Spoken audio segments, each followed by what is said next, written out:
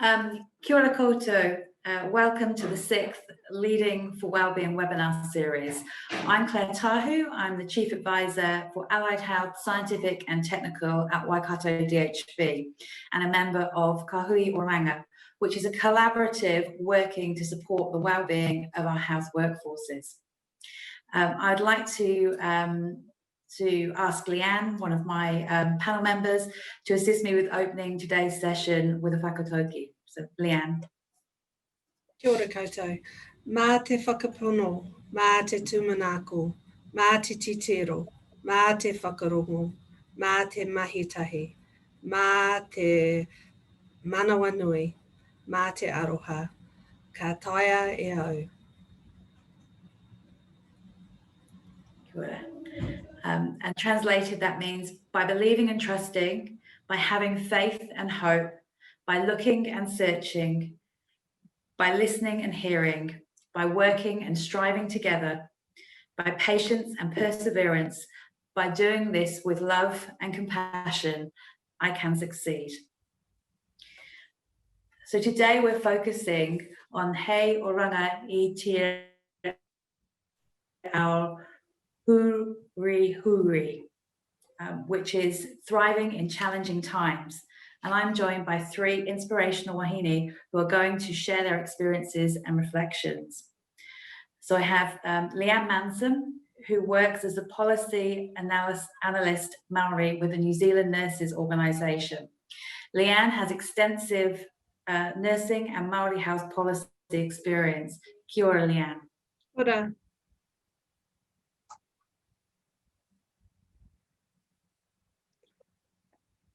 I'm also joined by Robbie Moginie, who is the Director of Organisational Capability and Safety at South Canterbury DHB. Robbie is responsible for people and cultural development at the DHB. Kia ora, Robbie. Kia ora, koutou. And last but not least, Megan Stark is a learning hub advisor at South Canterbury DHB. Megan trained as a nurse and has worked in a variety of clinical areas, both within New Zealand and overseas. Kia ora, Megan. Kia ora, thanks for the opportunity today. So today our panel are going to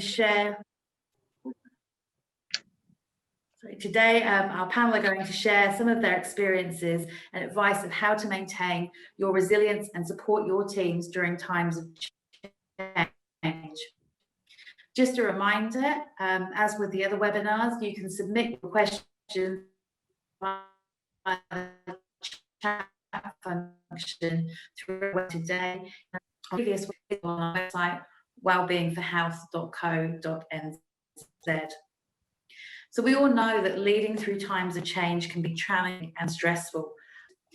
When leading change, we can help create certainty and reduce anxiety. As we know, this can lead to us being able to learn together, and by seizing opportunities to share information, this can have a greater impact on our staff and our teams rather than waiting to deliver the perfect news at a later date. People can often struggle to make sense of the situation, and we know rumour mills can go into overdrive. Therefore, it's really important for leaders to candidly acknowledge the downsides and the unknown, as this honesty helps to build trust and can help us to move together when we're learning together. So Leanne, I'd like to come to you first and ask you about what are some of the positive changes that you've experienced and observed over the last 6 to 12 months? Thanks, Claire. Just wanted to mahi to everyone, all the whānau out there working as kaimahi in our haora. I just wanted to mahi and say thank you for all the mahi that you are doing for the last 6 to 12 months with COVID. It's been a very intense and frightening for some time, and I just wanted to acknowledge all the mahi that you do for us. As you can imagine, COVID has been the last 6 to 12 months is probably a good place to start on how it's affected our whānau, our hapu, our communities. And for me, one of the positive aspects of it is that we're starting to get to know our communities, our neighbours, our refuges, our iwi, that we've seen manaaki and aroha ki te tangata in action. That's compassion, kindness, generosity of spirit, vitality, I suppose, for some communities that they're sharing their food, their knowledge. Some of the iwi have done some fantastic work with food packages for those that are not necessarily, been affected by COVID. I know my own iwi in the top of the South Island have promoted food packages, koha, to those that have needed it, and for the communities in which are in Aotearoa. So that's really impressive. I think that some of the barriers to care have disappeared overnight, and I'm so grateful for that. That has been one of the unintended consequences of COVID. People that have been homeless have now got homes, or were suddenly had housing within hotels. People that found barriers to getting services in the far north suddenly had services provided within a day. So I think we have a lot of things that we can learn. We have a lot of good community support where we live. We just need to start reflecting on that where we work, and that we start thinking about the communities that we work in and use that terminology, because I think it helps build resilience.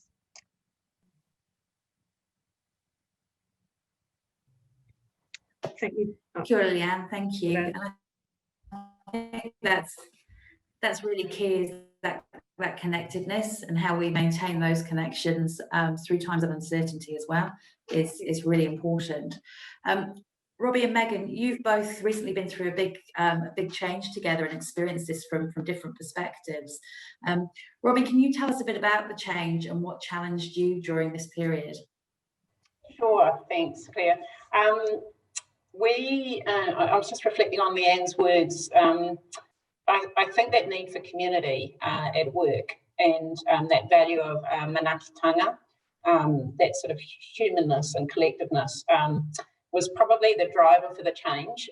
We had conducted an engagement survey, and a pretty scary finding was that about half our staff felt that we tolerated bullying within their service. So we did a number of different things to make our place safer. And one of them was thinking about just the way we make decisions and lead. So we decided to create a transition from basically a traditional power and control type of organisation through to a learning organisation. So a key difference is where leadership and decision making sits with just a few people, to a distributive model of leadership and decision making where many of us can use our strengths to lead.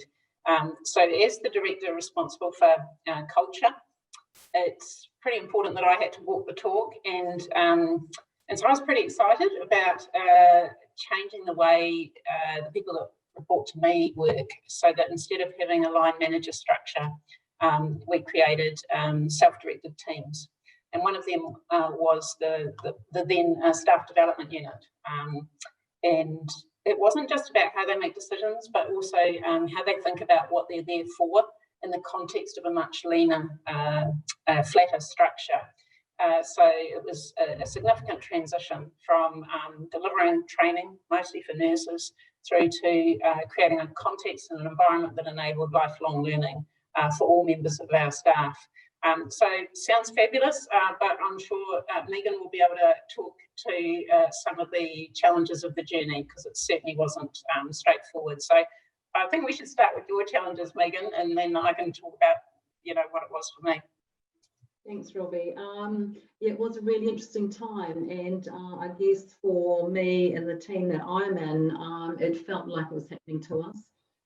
That we weren't there yet, and I think we kind of had to grieve for what we felt we were losing or had lost, and acknowledge the impact that it was having on ourselves, but also other colleagues.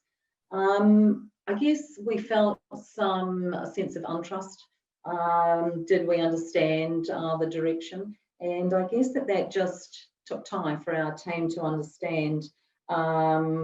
I was able to share that openly with the team, and with lots of vulnerability, and but I think at the time it allowed us all to acknowledge where we were. But in that we had to kind of let go of the past, before we were ready to move forward. And a lot of moving forward was establishing our purpose. So who were we as a team, as a group? And part of that was a name change, but also a philosophy about what was really important to our team. So once we had that kind of opportunity to really sit down and talk openly, I think that kind of allowed us to let go of the past and see what the future could be. But it was rocky journey for a start. Yeah. So Robbie, what were some of the challenges from your perspective of going through that change? Probably just building on what Megan's talking about. Obviously, when the team themselves weren't that confident and we're actually sort of wondering why are we doing this, I doubted myself. I think that's probably one of the biggest challenges is thinking, are we doing the right thing here, especially when people are suffering. This particular change, I don't think it's really been done much in health. It's a pretty traditional, there's a lot of hierarchy in our sector. And so it was sort of challenging people's experiences.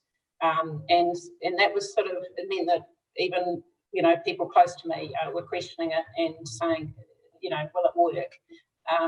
Some of the symptoms of that, if you like, were people would try and identify the natural leader within the Learning Hub. And they'd ask me who that was. And I was saying, well, they've got different strengths. And I could see leadership in all of them. I didn't need to select one. And then when we weren't selecting one, other people would come and volunteer to become the leader. So it was just, I guess, keeping my confidence that this was the right thing to do and using that to help build the confidence of the people in the team so that they could see, actually, we can do this and it's more fun and rewarding to do it.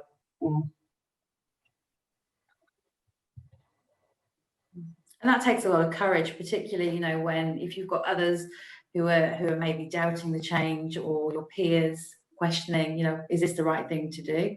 What kind of kept you going? What kind of gave you the courage to keep going? I think it does come down to the community around me. So I had probably I can think of one particular colleague who, even without necessarily understanding exactly how it was going to work, just trusted it felt like the right thing to do. And so, spending time with that person when I was feeling a bit shaky was really good. And probably the most important thing was my CEO. He believed in this approach right from the word go. And I think without that, it probably wouldn't have worked. So having sort of top level support for a change, especially a culture change, is probably essential. So I was pretty lucky in that. And obviously my family, just support of people around me. It's interesting, Robbie. Just I've got a question.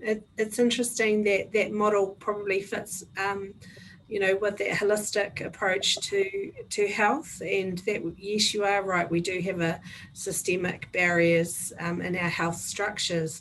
So is this, I'm just curious, is this model going to be rolled out as a best practice model for change, an alternative practice for change in other DHBs? Look, I love your question, and I've been thinking about that lately. I really believe that healthy people are fully engaged in what they're doing. They don't have those barriers. Healthy teams are the same, a healthy organisation. For me, it would start at the ministry. We need a healthy Ministry of Health that recognises that our measures are our guidelines. They're not that we're not being judged by them, that they're guiding us, and that we're all, I guess, appreciating the collective intelligence and the collective strengths of everyone and enabling them to use them. That's got to be the sustainable model for the future. No plans at the moment to do anything to specifically drive that, but I do believe it's the way to go, and I think we've proven that quite well here at South Canterbury. Kia ora, Robbie. Kia ora, Megan. So Megan, I suppose what kind of tools or techniques did you use to support yourself and the team around you to thrive during this period of change? So it was really just allowing each person to talk and to discuss how they were feeling. You know, and as Robbie said, she had to believe in herself, but also our team had to believe in who we were. And I think that real sense of purpose. And once we created that as a team together, I think that's when we really move forward. Talking, allowing everyone the opportunity to express how they're feeling, no judgments. This is actually just how I'm feeling around this big change. Trying to tune out some of the negative was also important. Trying to look at this as an opportunity for positive change, I think was really important also.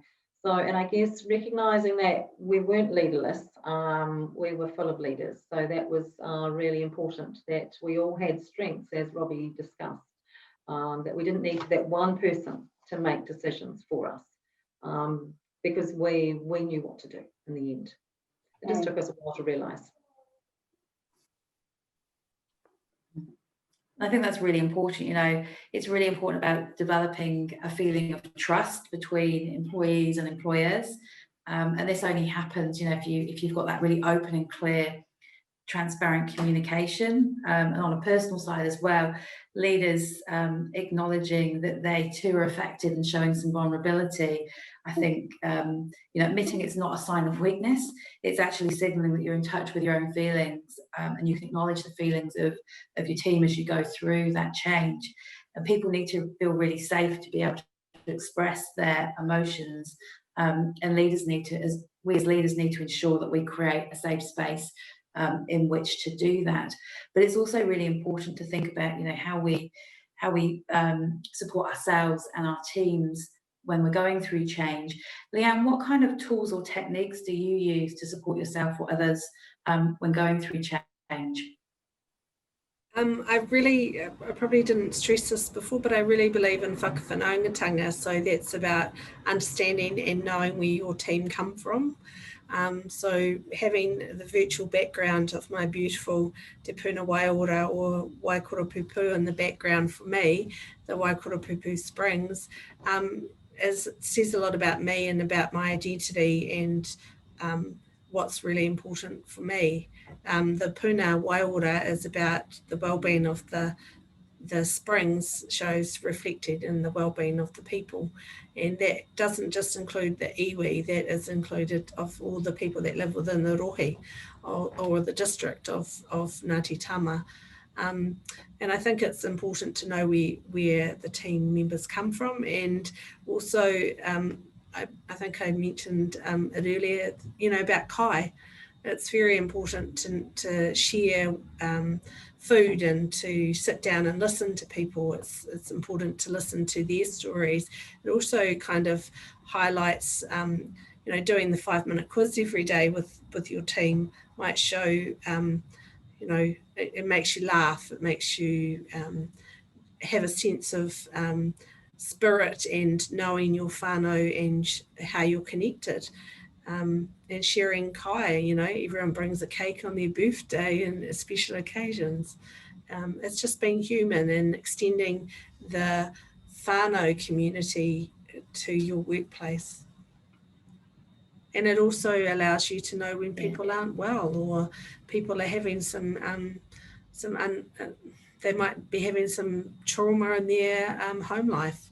It's a way of connecting so that you can also support them and listen. Yeah, and I think, you know, that's the thing. It's really around that connectedness, that supporting one another.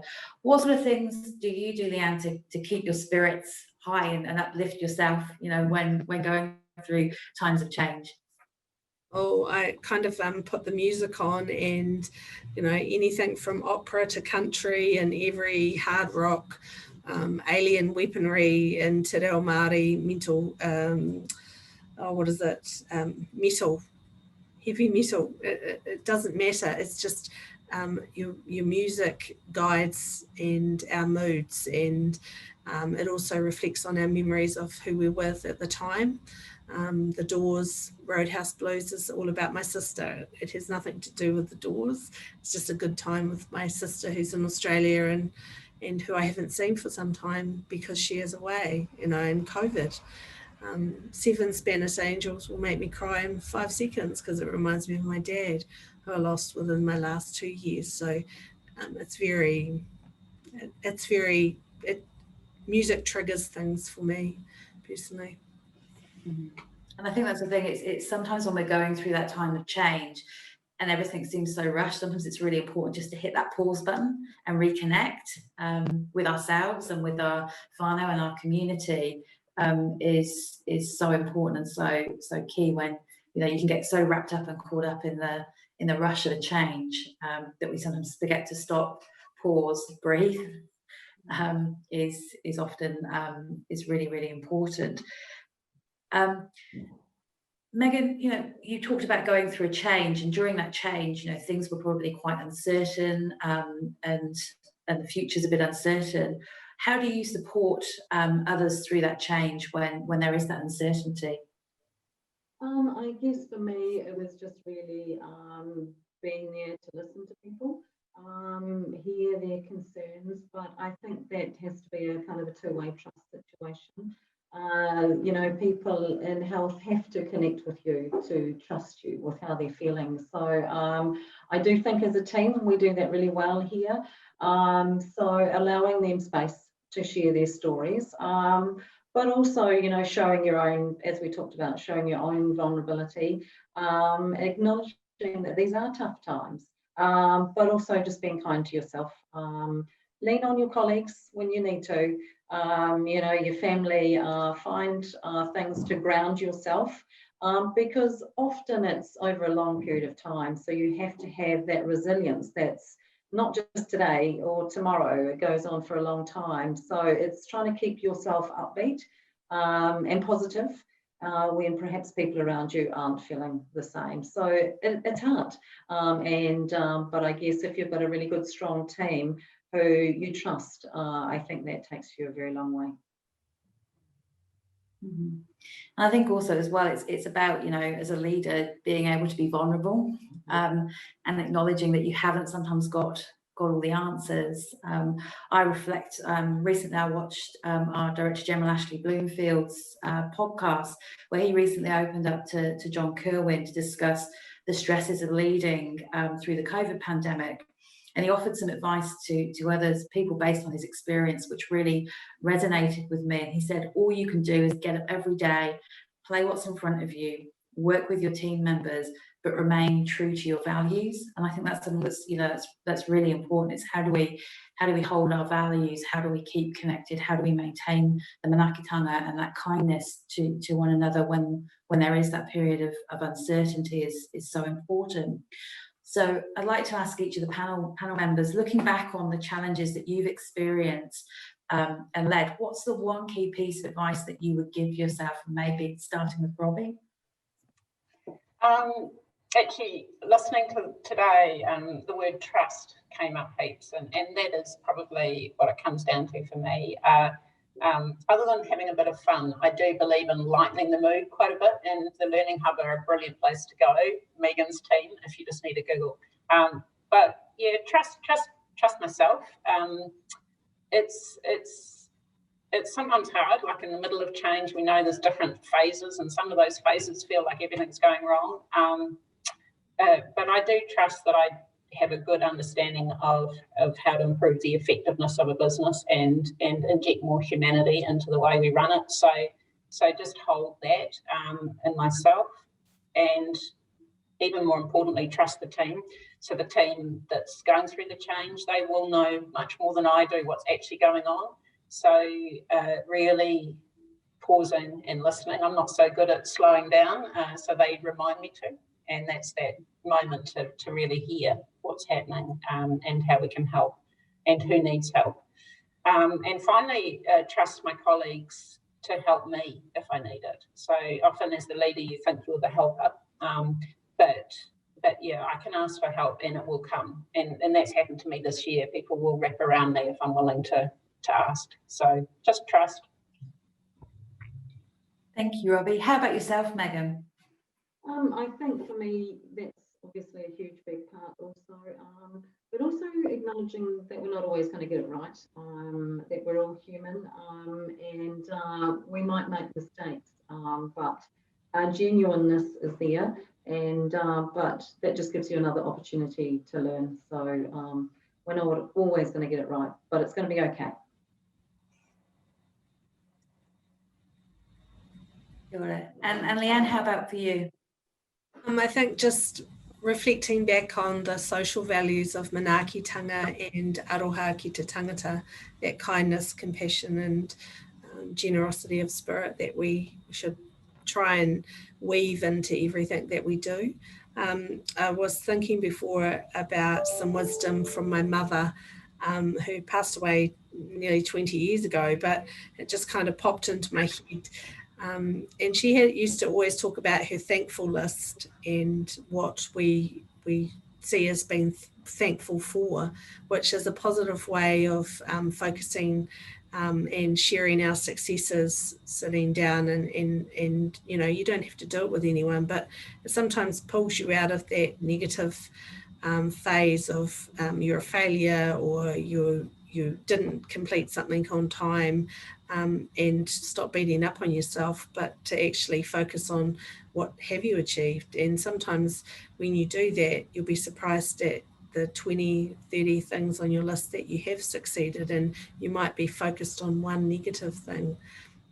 So that's to share. It's just something from her. She was a great educationalist, and yeah, kia ora. I think that's so important. It's around, you know, how do you celebrate each milestone as you go through that change, and acknowledge as you go through. So kia ora, thank you. We're almost at the end of our time today, so I'd like to thank Leanne, Robbie and Megan for joining me. I really hope that you found this of value and have gained some new ideas about how you might support leading yourself and others through the period of change. I think the key message today that's resonated with me is remembering to trust yourself and trust the others around you, as this helps to create positive cultures that can support teams to thrive through this change. And this is going to be the focus of our second series of webinars that are currently in development, really around creating that positive culture within our organisation. So thank you very much. And I'm just going to hand over to Leanne to assist me to close. So kia ora koutou. I'll just close us off with our whakatauaki. E hurihuri tō aro ki te rā, tukuna tō atarangi, ki mua ia koe. Turn your face to the sun and let your shadow fall behind you. Kia ora koutou. Mauri ora. Kia ora. Kia ora.